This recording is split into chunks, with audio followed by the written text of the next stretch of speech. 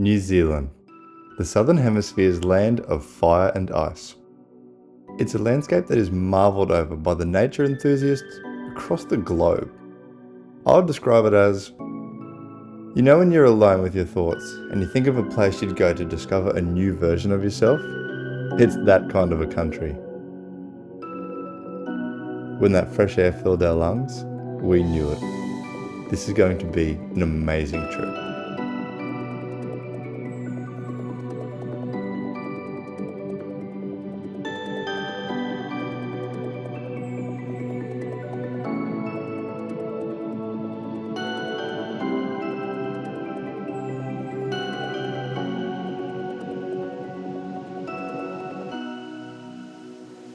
Welcome to New Zealand. This is going to be the beginning of our 10-day excursion through one of the most incredible countries I think we're going to have on our bucket list to tick off. I think this is one of the most epic places that you can do a road trip. So we've got ourselves a massive van that we're going to show you guys soon. But we've just started our trip at Lake Tekapo. It's been a 3-hour drive from Christchurch and we have had stunning views. All the mountains are just topped with the little finest bits of snow. We've seen so many beautiful farmlands. I just think that this is the best beginning of the trip, so stick around guys because we are going to show you everything that we get up to. But first, let's go find a campsite. We need to find a campsite. Lake Tekapo is one of the glacial lakes found in the Mackenzie Basin. For everyone that loves some stats, the lake is over 700 meters above sea level. It's 30 kilometers in length and averaging a depth of 120 meters. The water temperature varies between 5 and 17 degrees throughout the year, so yeah, it's pretty cold most of the time. Just 30 minutes up the road is our campsite that we've chosen for the night. If we've done our research properly, this could be one of the best places to wake up and watch the sunrise.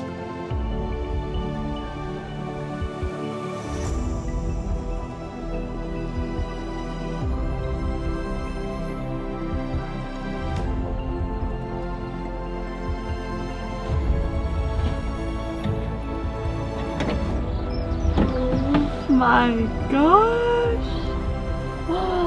How good is this for a view to wake up? This is absolutely incredible. We got here last night, it was pitch black, so we didn't even know that the lake was right behind us. But we peeked out the window, we could see the sunrise. It was just bright pink, glowing over the mountains. It was stunning, but we had some dilemmas in the camper last night. It was so cold. Our electrical system for some reason just did not work. And because the electrical system wasn't working, it wouldn't kick over the diesel heater. Thank gosh we had these blankets, but we were freezing. Nothing works. We couldn't use our lights. We had like a head torch on and our phone light, just trying to like wash the dishes from dinner. So it wasn't the smoothest start. No, we've got a few little kinks to iron out today, get that sorted so that tonight will be, fingers crossed, a much more cozier experience in the big RV. We are really excited for today though. I'm hoping we're gonna get some balls and we're gonna go for a swim in the lake. I mean, it looks incredible. How it feels might not feel so incredible. My toes are curling over the thought of getting in that water because at the moment I've got 4 layers on and I can't really imagine myself right now stripping down to just one bottom layer and getting in the water. I wouldn't know what it feels like outside because I'm just numb. We're going to be going up along the lakeside road today of Lake Pukaki and heading north into Mount Cook. There is some incredible scenes to be discovered. Oh my gosh, I can't wait. Just the drive alone is going to be so beautiful. And this is exactly where I thought last week. I was dreaming of New Zealand. I was thinking crisp, fresh air, beautiful mountains, clear lakes. And I'm having like a serious pinch me moment because we are doing exactly that. And it just feeds the soul. The views are insane, guys. We're just kind of winding through all the mountains. It's been absolutely spectacular. We do have a little bit of wild wind, so the van was like shaking, wasn't it, babe? It feels like someone else is grabbing the steering wheel when the gusts come through. and we've had a bit of rain, but when there's rain, there's rainbows, and we saw the most magnificent rainbow I think I've ever seen, like over the mountain. It was so incredible. Even though it's raining, we're gonna keep heading towards Mount Cook. We'll just probably stop over, make some lunch or something like that. Fingers crossed the rain clears and we can do some hikes and stuff and just have a look around. But nonetheless, the road trip is superb. Okay, so we are getting a little bit stir crazy, and Ben's decided that he's now gonna go swimming in the water outside. Guys, it's so cold. I'm pretty excited, I must admit. I've been wanting to do the cold plunge since this morning, but we sort of ran out of time with the drive. We saw the window for it being really good weather. We went, okay, can't do the cold plunge this morning. Let's try and see what we can. It's now raining outside. You're gonna get wet if you go out and have fun, so might as well jump in the river and have fun as well. Drop your knacks, come on. Get out there. Not without taking me out for a drink first, shorty. That is what he's planning on going into. I'm freezing just thinking about it. I don't think I'm going to be joining. I'm going to be supervising. I'll have the life raft ready to go. I think he's going to need it. To give you an understanding of how cold it is 4 degrees outside. In the wind, it's I think 50 to 60 kilometre-hour winds with gusts higher than that. Oh my gosh, I swear it said 30-kilometre winds, by the way, on the AccuWeather. He's just trying to talk a big game here. Oh, Oh my god! How you feeling, big fella? slightly vulnerable. And we've got an audience next door as well. Everyone else is in their cars going, what do we do? Let's just watch this idiot go for a swim. You can do it. It's warmer in the water. No way.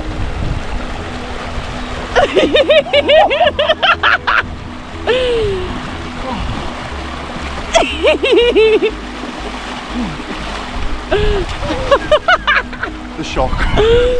How you feel? I feel great. It actually is quite refreshing. Now I feel like I need to do it. I'm having FOMO. It's so beautiful though. Oh, so we've just booked our campsite. It's a powered site at Glen Tanner, and I think it may just be the cutest lady, other than you, darling, that I've ever met. She was a Scottish lady, I assume, and she comes in. Oh, if the weather clears up, you want to go for a wee walk down here? You want to get to your campsite? Go for a wee drive down here. Oh, she sounds so sweet. She sounded so lovely, and just, oh no, I just love the accent. But anyway, she's told us where to park up if the wind does hang around, where we can get a bit of a break, where there's more trees. They got Wi-Fi and everything here, so we're going to be pretty well set up. We can do a bit more research. And how much was it per person? It was 30 New Zealand dollars per person, which it's a pretty beautiful place, but as far as camping costs go in New Zealand, I believe that's pretty costly. We just got that off of like Campermate, like the reviews there. If you guys do come here, definitely download that app. It's been a lifesaver. It just shows all the campgrounds in the area, if it's paid, if it's free, all the facilities and the costs.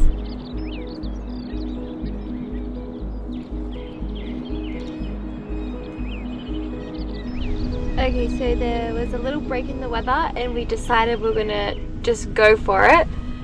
And we saw this beautiful mountain had cleared at our campsite, so Ben and I drove the car up and we went a tiny bit off the road. Like literally, when I say tiny bit off the road, this is how much I mean. That's the road. And we balked. Shouldn't have done it. Have a look at the tyre. Oh, that's not what you want.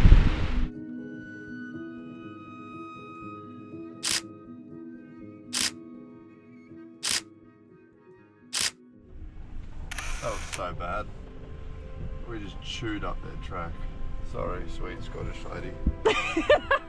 Glen Tanner, where we're staying, is actually a sheep station on the edge of Lake Pukaki, which is the largest of the glacial lakes found in the area. And something I found interesting is that it's part of the Southern Hemisphere's biggest dark sky reserve. This is said to be one of the best places in the world to go stargazing, being ranked as a level 2 on the Bortle dark sky scale. This is the way you measure how much light pollution is in your skies for the night time. Alright So it's around 6:30 in the morning. It's absolutely freezing, isn't it? Yeah, so it's -4, but the early bird gets the worm, and we're going to be living by that as long as we can. I thought of that, you know, as soon as I woke up this morning, that was what went through my head. But the sky is supposed to be clear for a couple of hours with no rain, and we are seeing sights that we've never seen before. The mountains are crazy. We thought what were the tops of the mountains.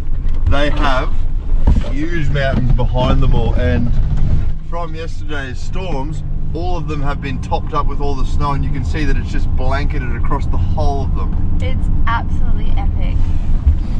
So we have decided we're going to try and do the Tasman Valley track first. It's only 780 meters return, so that's like a lot shorter of a hike than the Hooker Valley. The weather is kind of holding off. We did know that it was going to be rainy season, but look at this for a view. How beautiful is that? Speechless. Just speechless how beautiful it is. Oh, there's even a waterfall.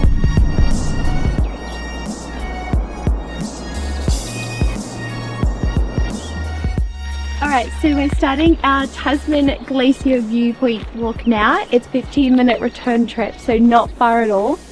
Look at the mountain and the views. Absolutely breathtaking. Even for such a short walk, you've got to allocate enough time so you can truly take it all in.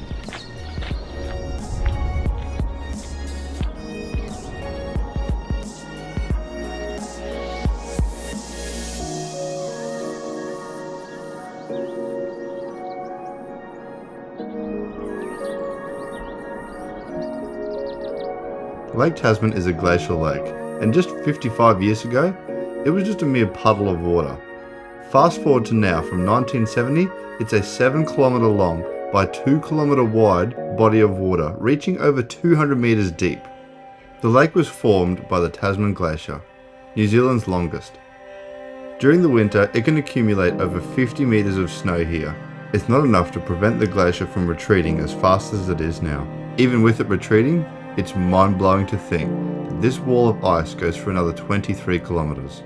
Totally unfathomable.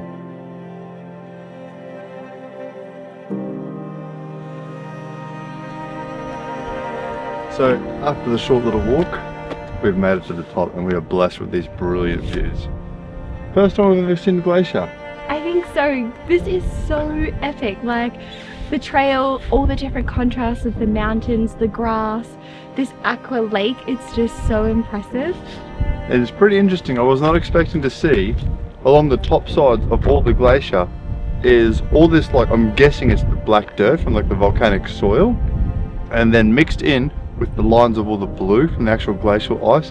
It looks incredible. It's such a nice contrast, isn't it? It's so beautiful. And you know what the strangest part is? We are the only ones here. Like, yeah. That is so cool. I think we're gonna get a bit of a wiggle on because we're gonna try and get the Hooker Valley track in. It's just starting to sprinkle. No, it's snow. Is it snow? Yeah, I felt it bounce off my nose. Oh my god. And it's looking pretty dark out there. All the mountains behind us are starting to cover over. Wow. So, let's soak in the last of this view, pack up the stuff and then move on to the next spot, hey? Just remember, I said last that I was happy if it snowed. Oh.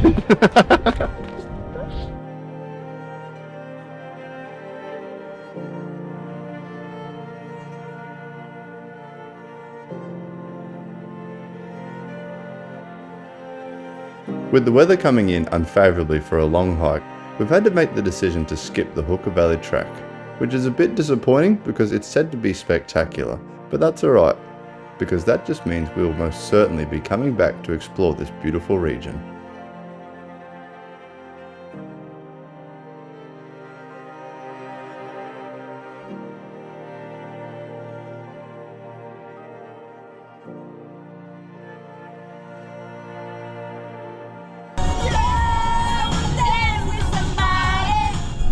Okay, so where are we, honey? We are now about an hour and a half southwest of there, and we've just arrived at the Clay Cliffs. It's a little bit of private land that they open up their homes to, or land, either or other. And to be honest, it looks like a mini Dolomites in the Italian Alps. It's very cool, and this is what we're driving into. Okay, so what you can see behind me are the sandstone cliffs. This is all formed by an ancient lake. So it's pretty incredible what nature can do. But we're about to go up to the little track here. It's $5 New Zealand dollars per car to come in, so very affordable. Let's go up and have a closer look.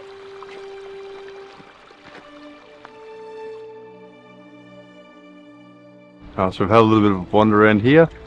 It's, from our recommendation, it's a good little pit stop if you need to go out and stretch the legs for a little bit.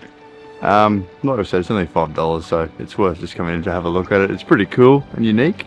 But where we're going to be heading next is quite exciting. We're going to be going to Wanaka. I feel like you gotta say like Wanaka. I've got to give it a bit more. We're going to go to Wanaka! It's a beautiful lake, and there's a bit of a nostalgic tree there set upon in the middle of the lake. So that makes for a pretty picturesque sort of scene. Gonna get back into the car, have a bit of a late lunch maybe, hit the road. Ready to get to Wanaka. This road trip is so good.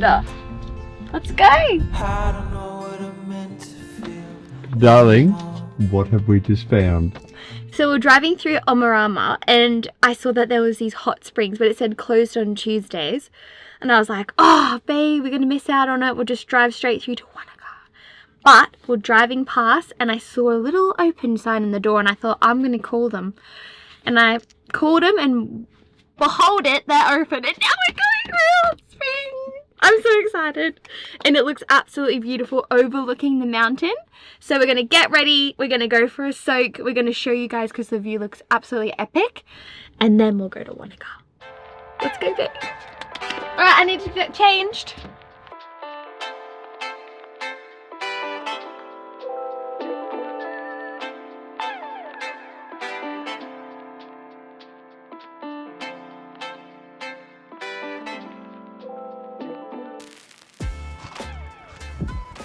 Oh my gosh. So this is our own private little hot tub. We've got a beautiful little lake here with little ducklings. Mountains in the distance. Wow.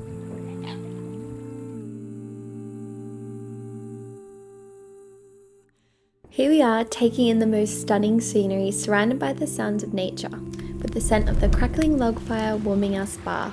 This feels like we have a private little oasis all to ourselves.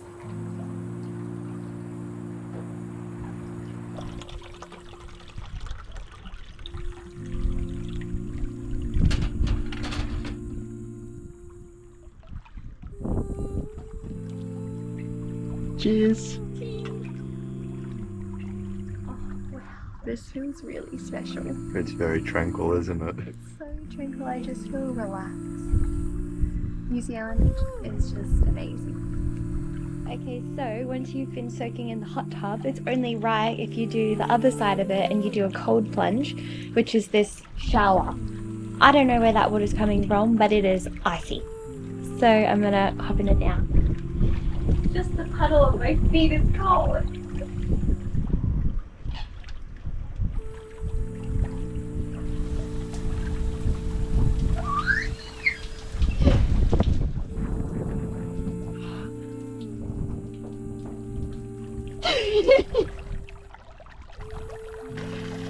I'm not sure if we told you guys, but this is called the Omarama Hot Tubs.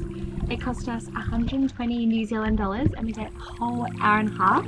It's a private tub totally to ourselves. There's also a sauna and a little shower. They've got, I think, around 5 or 6 tubs here altogether, and we're at number 3.